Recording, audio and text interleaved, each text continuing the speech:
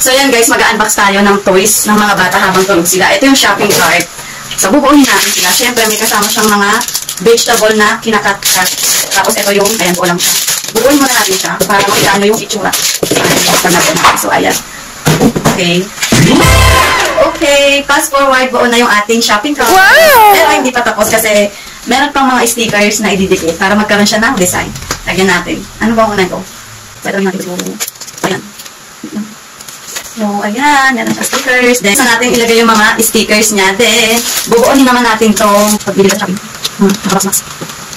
Yung cute. Ayan, nabuo ko na isa. Fruits, mga vegetables. Ayan, rin natin. Then, ito. Ito cute to kasi ito yung nai-slice siya na vegetable. So, like this one, ito. Pwede nilang i-cut. Meron din siyang kasama sangkalan. And meron din siyang knife. And meron din siyang plate. So, ganyan. Diba ang cute? Oh, meron siyang pang-cut. So, ayun, nakakat siya into two. Diba, ma-enjoy talaga ito ni Primo tomorrow. So, boost na natin sa shopping cart niya. Ayan, buo na yung ating push cart. Andito na rin yung mga laman. Papakita ko sa inyo yung mga laman. Yung iba nating gulay. Then, lalagyan natin itong mga pinamili naming snacks. Then, may mga milk pa.